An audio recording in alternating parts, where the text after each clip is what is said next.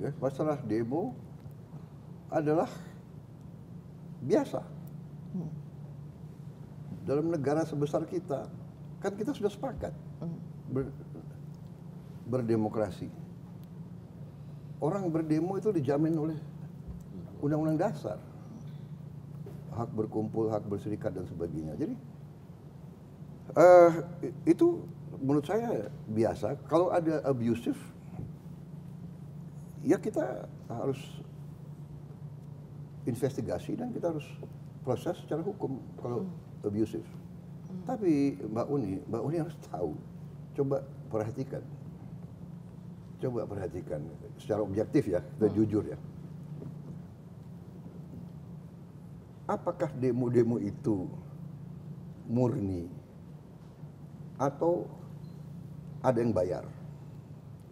Harus objektif dong. Iya kan? Pertama, ada demo melawan efisiensi.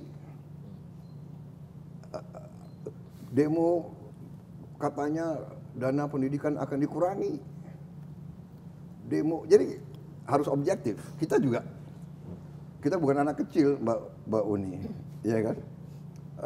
Kita hormati hak untuk berdemo, asal demonya damai, tidak mau menyulut kerusuhan. Nah, kalau bakar-bakar ban itu bukan damai. Dan kenapa abusif?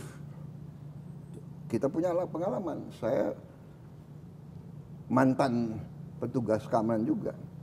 Kadang-kadang petugas dilempar plastik kencing. Kadang-kadang petugas dilempar plastik isinya kotoran manusia. Ya. Jadi selalu dalam pengelolaan suatu negara kita waspada.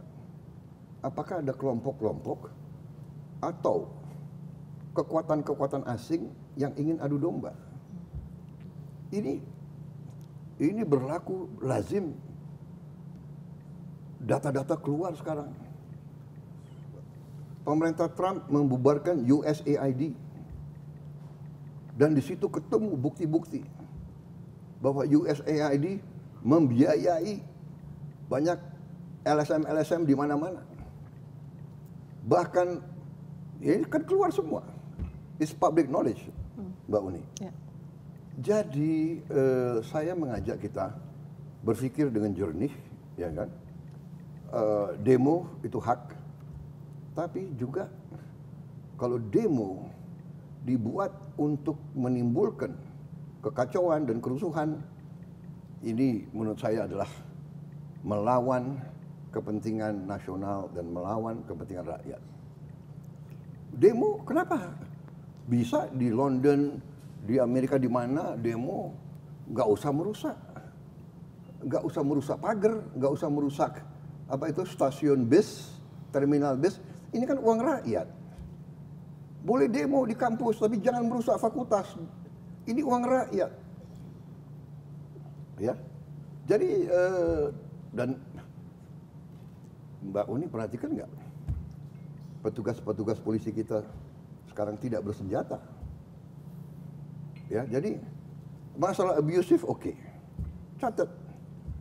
Tapi dalam Mbak Uni sendiri mengatakan berapa ratus demonstrasi, berapa kasus abusive.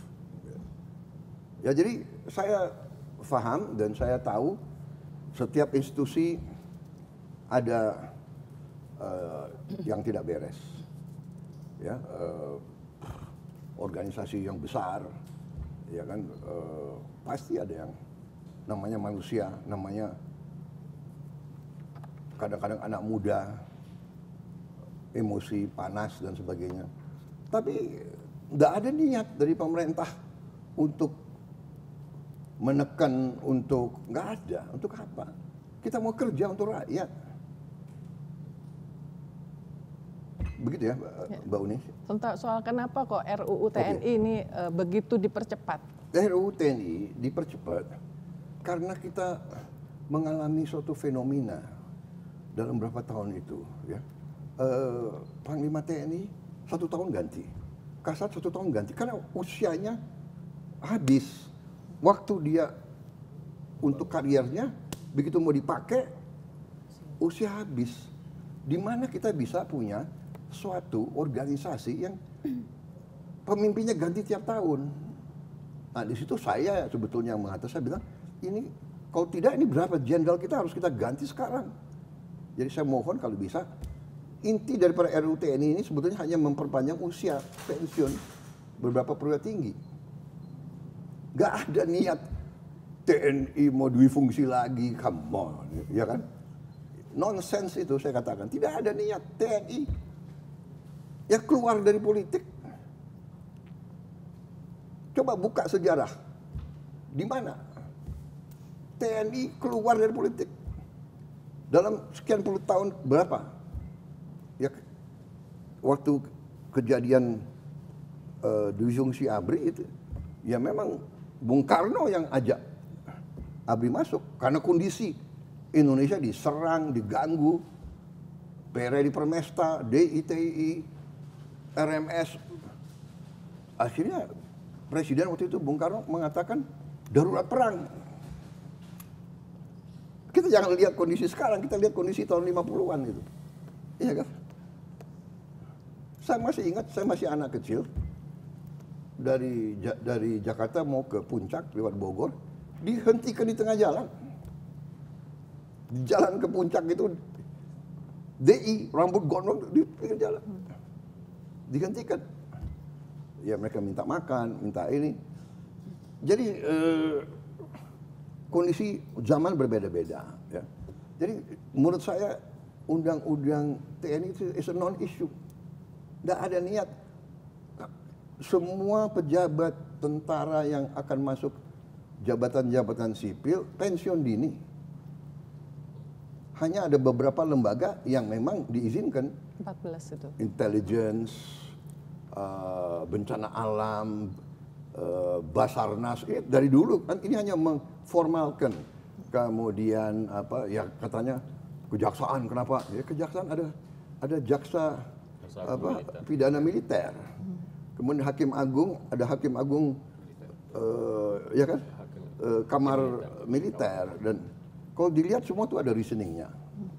Jadi menurut saya is non issue, itu rakyat juga tahu kok bahwa.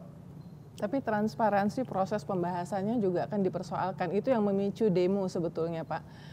Selain konten ya, selain konten yang dikhawatirkan bahwa ini kita mengarah ke militarisme negara, militarisme ada kotor-kotor lagi kayak zaman Orde Baru. Ya sudahlah, ya. Gak ada itu. Ya.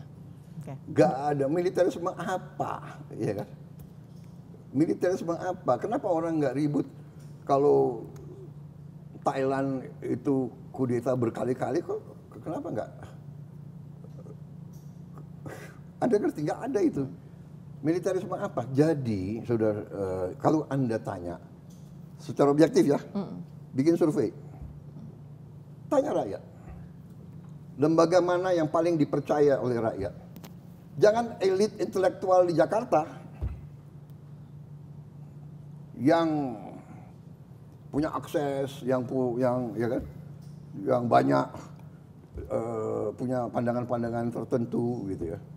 Menurut saya bias gitu loh, selalu memandang dengan sakwa sangka, dengan curiga gitu. Memang TNI sih Pak, selama ini survei-survei mengatakan TNI, cuman ada alasannya kenapa TNI itu nomor 1, karena sejak reformasi TNI itu kembali ke barak itu, dan kemudian lahir dari rahim rakyat. Jadi image itu yang membuat TNI itu selalu nomor 1 di survei. Nah dikhawatirkan kalau misalnya makin banyak. Mbak Uni, yang bawa kembali ke barak siapa? Saya mau tanya. Reformasi. Yang bawa kembali TNI ke barak itu siapa? Pemimpin TNI sendiri. Ya. Okay. Kita sadar waktu itu, Pak Wiranto, Pak Yudhoyono, ya kan, Agus Wiradikusuma, termasuk saya yang dorong. Saya pertama di dalam TNI yang mengatakan civilian supremacy. Saya tunduk dan saya buktikan bahwa saya tunduk kepada pemimpin sipil. Saya diberhentikan oleh Pak Habibie, siap. Pada saya pegang pasukan terbanyak. Jadi jangan salah, jangan selalu pakai narasi yang selalu, ya kan? Menurut saya kita objektif, rakyat itu masih percaya sama TNI. Ya, baik. Karena apa? Tidak hanya itu. Kalau ada bencana alam, siapa yang pertama kali? TNI. Kalau ada ribuan orang mayat waktu di Aceh, siapa yang angkat? Jadi kita harus objektif yang benar. Siapa yang jaga republik ini? Malam Natal, tahun baru, ya kan? Lebaran, mudik, TNI, Polri, ada kekurangan. Ada unsur-unsur yang, ya semua lembaga kita, ada hal-hal yang tidak baik. Ini tanggung jawab kita bersama, mari kita perbaiki. Saya tegas terus di TNI, di Polri. Bereskan, bersihkan diri kalian. Baik. Sebelum nanti saya ambil tindakan atas nama sebagai mandataris rakyat. Ya, baik. Terima kasih Bapak, terima kasih. Saya Ihsan Sitorus. Saksikan program-program Kompas TV melalui siaran digital, pay TV dan media streaming lainnya. Kompas TV, independen, terpercaya.